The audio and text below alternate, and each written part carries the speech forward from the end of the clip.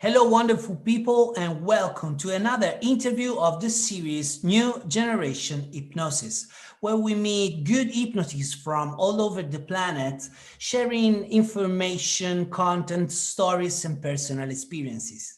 My name is Caruso Colzi, and today our guest will be Chamssy Kadjar. Hello, Chamssy. How are you? Hello, Caruso. Thank you very much for inviting me on that platform. And I'm looking forward to our conversation. So the first step, it will be you telling us briefly who you are, where you come from, and what do you do. So my name is Chamssy. Kadjar is my family name. I'm half Iranian, half Swiss. In fact, my half Swiss is half French, half Italian, but I have a Swiss passport. I was trained in economics, and I worked as a financial analyst in banking for many years. And then we went abroad. I already had two daughters. We went to Luxembourg and we had two other daughters. So coming back with four daughters, I thought it was difficult to leave the house at 7 o'clock in the morning and to come back at 8 o'clock at night. So I decided to have a framing business. So I started framing because I love to do things with my hands. And after a few years, eight years or something like that, I needed therapy because I was quite stressed. And first therapy I did. And then after I met a hypnotherapist. And it had been since the age of 16. I wanted to do hypnotherapy. I was just fascinated. So I thought, wow, this is going to be great. So this is how I started my business. I came back and I told the father of my daughters, who was my husband at that time, I'm going to be a hypnotherapist. And nothing could have changed my mind. Wow. So is that one the first time that you encountered the hypnosis, or it was even previous? When I was 16, we were with friends, and a guy did a hypnosis session to a friend of mine. I don't know if it was true or not. And I was fascinated. And I thought, wow, I have to experience this in my life. It was just a wow. I was 16 and I started therapy much, much later. But the first time I was hypnotized was with this hypnotherapist. Maybe it was in 2002 or something like this. Anyway, And long I started. time. Yeah. And in all this time that you studied hypnosis and that you worked in hypnosis, what did you discover that it's been fascinating you more than anything else? So I started learning hypnosis in 2004, opened my practice at the end of 2005. And then I got trained in lots of things. And I was fascinated. Well, one of the persons who fascinated me the most was Tony Robbins with his NLP. And he uses a lot of hypnosis. He has visualization going on. He uses a lot of all these tools. And the way he could shift the emotion of a person just with words and where you put your focus, and was just incredible for me. And so this was really something really important. I was already in the business. I really liked hypnosis. My first courses were really incredible. But this was, if I have to describe a moment where it really meant something, is the day he had us working on charcoals, on fire. And this day I thought, okay, with your mind, you can do everything. Yeah, and then Anthony Robbins, he likes to do these kind of shows. But anyway, it's fine that you said that, because lots of people doesn't know that Anthony Robbins use a lot of hypnosis coming also from NLP, and NLP it's a little part of the hypnosis environment. So thank you so much to share that. And you know, Caruso, I went to Italy to do that. I was in Rome. Yeah, he did it. He did it, I believe, twice in Egypt. Oh yeah, many times. Oh yeah. Yeah, yeah, So I know that you are working also in systemic therapy, and exactly. you are specialized in interaction. Can Yes. you tell us more about the interaction between systemic therapy and hypnosis and how you combine those disciplines? Okay, so as you may know, brief systemic therapy, strategic and systemic therapy comes from a school in the States called Palo Alto. We call this École de Palo Alto. And it's a whole movement. It's linked to cybernetics. And they were very close to Milton Erickson. So there are a lot of similarities, and the goal is the same. We're going towards something, towards what we want to change, where we want to go, and not so much of, okay, when I was a child and this happened, and my parents and the teacher and so on. So it's exactly the same. What we have a problem today. What is this problem, and what do we want to do with this problem? And how do we want to feel, and do we want to be? So for me, it makes a lot of sense. And if really someone wants to go with something that had happened before, well, in hypnosis, we have all the regressions that we can use. And sometimes it's really, it makes a lot of sense.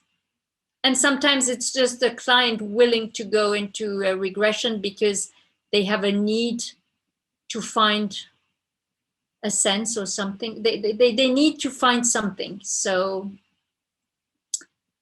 in systemic therapy, we look at the interactions between you and the family or the co-workers. Well, you and your environment, you and yourself, and you and the world.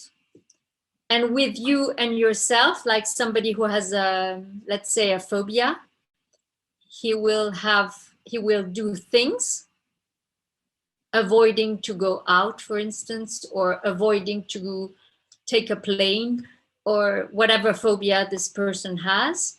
So it is really interesting to have the way of dealing with the interactions, a lot of questions we can ask, reframe, and then at the end of the session, if it's necessary, I will use hypnosis. And if the person is willing to go into hypnosis. Some people say, no, I don't want to hear about hypnosis. Or some people come and say, I absolutely want to do hypnosis. So I go with what they want. If they want to do hypnosis, I will do it. If I feel it's important, I will do it. And if the person doesn't want to, I will do hypnosis when you talk. How do you, I have a blank now. Conversational hypnosis. Conversational hypnosis. And I had a girl coming once, and she came to me, and the first thing she said, I'm not going to do hypnosis. I said, no worries, no problem. I did all the techniques I wanted to do with her. And at the end of each one, I said, are you aware that it was hypnosis? And she was okay with that. So it's like this. And with brief therapy, it gives you a way to ask questions and to see where the problem is. And we also give a lot of tasks to do in between sessions. So there's some homeworks to do in between sessions. So it's really very powerful to mix both together. A lot of people working in systemic also use hypnosis. Yeah, and it makes sense. My specialization is in conversational hypnosis, and Yes. I have to be honest, I studied with books from Palo Alto. And talking about Palo Alto, we talk about Paul Watzlawick. Yes. And the direct student of Paul Watzlawick is Giorgio Nardone, which is Of Italian. course. And I believe you studied with Giorgio Nardone. Yes, I studied with his people working with him, not him directly. I had some conferences with him, but they came from Arezzo in Paris. I was studying in Paris, and We And used to call them the Nardonnette, because in French, "et" is for women, and he's always working with women. He has very few men working with him, and and he has great ideas. yes, and to me, from my point of view, he does lots of conversational hypnosis, Of course. lots, and also from Palo Alto comes also the NLP family. So Yes, Robert Deals and yes, Bandler and Grinder. So yes, it makes sense that you mix together the systemic therapy approach and the hypnosis. Also, if it's classic and not just conversational.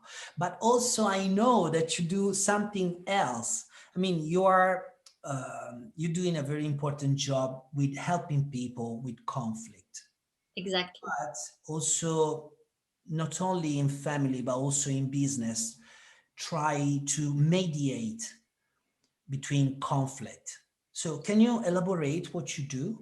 So this is it's really nice the way you ask questions, because I started with hypnosis, and then I went to study brief therapy much later because it made sense for me, and then from systemic therapy, since we work a lot the interactions, and as you may know, I'm sure you know, a lot of our problems comes from our interactions, for interpretations, perceptions, uh, what do we think people will think, and all the conflicts we have with people. So by working with, obviously, with conflicts, and in systemic therapy you work conflicts in a couple, in a family, children and parents, we work a lot with that. At a time I thought, well, I would like to go back into corporate world, since I was working before in banking, and I could have gone as a systemic coach, but then I encountered someone who was talking about mediation, and I thought, well, mediation is really good. And we here in Geneva have a law that is not yet, but it's a proposal of making mediation a must. Yes, so it's not yet. We will see if it goes through. And so I studied mediation a few years ago, finished just before COVID, so I didn't have a lot of experience. I had some mediation, and now I'm studying another type of mediation, which is for corporate and for commercial, which is problems between two companies. And because I made a training with someone, and it was really interesting. And in fact, if you go in mediation, you avoid, um, first you can avoid going to court, which costs a lot of money and takes a long time. And you can also, and you avoid all the things that are like arbitrage, which is not you deciding all the litigation, because when you have a mediation, the two people, or the two parties, or if there are many others, well, the parties will decide at the end on something together. It is nobody else, it's not the judge, it's not the arbiter who will decide who's right, who's wrong, and what we do, and how do we split that. They will come to an accord, to agree, an agreement. They will come to an agreement together, and they are always free to get out of the mediation if it's not good for them. Which, as in court, you're not allowed to get out like this. So it's really very interesting. And all this, for me, it makes sense, because I think that the main problem we have is conflict with others, conflict with different parts of us, that we do the parts therapy. We use it all the time. So I think this is one of the things that puts a lot of stress in our lives, is conflict. So for the last question, sorry, but I have to ask you, how do you define a conflict? I mean, I understand that you have been working a lot with relation in general, interaction in general, even when we're talking about bank and the transition of money, it's also relation, yeah? But Yes. how you define a conflict? What is it for you, a conflict, from your point of view?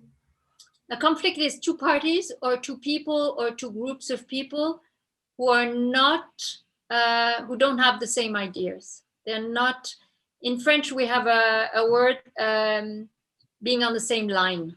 I Mm-hmm. mean, like the communication somewhere is broken or breaks down, and each party, instead of communicating like this, will go looking apart because they perceive things, they think, they they have interpretations, and it gets them into a conflict. They think, okay, if she said that or if he said that, this means blah blah blah.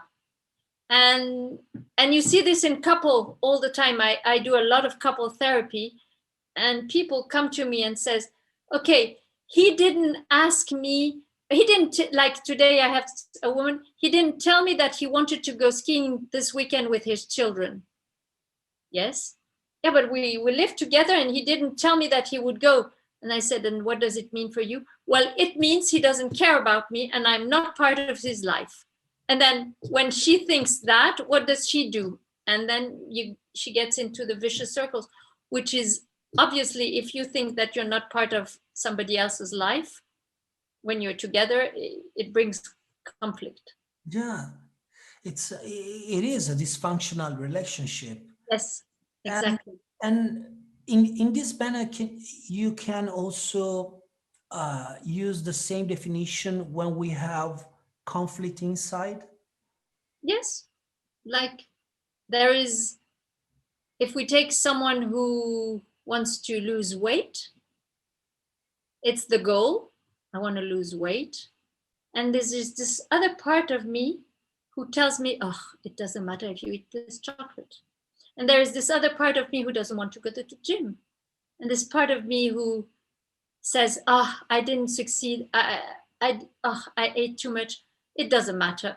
And then, but the other part of me wants to have a nice shape. And then there is a conflict in between two parts. And when we have anxiety or when we have guilt or when we are always interacting with so many people in our heads. Not to say we're crazy, huh? But we have these different things, and some people have these voices telling them Hmm. that they're worthless, that they are not enough.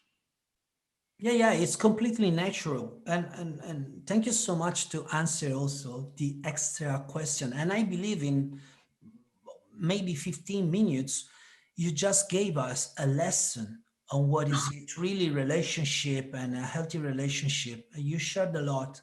And I will be pleased to interview even more, but I have to quit here because I know you are so busy in your life. Oh, it's okay. So Shamsi, thank you so much for your interview. Thank you, Caruso. I will put the link in the end of the video. And Yes. people, please contact her because she knows lots of stuff. So nice. No, you know why I know so much stuff? It's Yeah. only because I'm passionate. I only read that. I I mean, all my books are about therapy. I'm so curious of how this brain works and why we do what we do. And I have had so many emotional problems myself. So I know what it is, and I still have a lot of issues. And it's nice to have tools and to have a lot of friends now with all what we did together. If we have a problem, I'm sure we can call one of us, and this is incredible. We have a big community of Yes, therapists and lots of people helping us. Yes, it's true. And lots of people comes from the same background that you have. I mean, having a problem and try to solve the problem and then sharing solution with others, and we become someone who help others. Yes. It always comes, I don't know, but many of us, I started with a hip problem. I was having a hip problem, and I really, it was painful to go up the stairs to this is how I started therapy, in fact, because first I went to massage, and then finally he said, you know what, it's not a problem in physical, you're stressed, you need to do something. And then so this is how it started, and I had a lot of issues to deal with. And then it's interesting, and I also had always friends coming to my house when they had problems. I was the door open to friends divorcing or having another problem or something like that. They came, can I sleep at your place tonight? Of course you can sleep at my place, here's the bed. And can I have lunch? Can I? And then one day I thought, okay, now I'm going to do a business out of this. And when you're passionate, everything comes to you. Yeah, And if you don't have an answer, you go and look for it. So thank you it's so really much, nice. because this is a Lucky. nice conclusion. If you don't have an answer, find it in books, but also we know that we can find it in ourselves. Of course. Yeah. Thank you so much. Have a great evening. Thank you for thinking of me, and really thank you very much. And I'm really, I must say, very pleased to have met you in the course we did, because you're just sunshine in this course. So I'm Thank you really so happy. much. Thank you so Thank much. you. Bye bye. Thank you. Bye.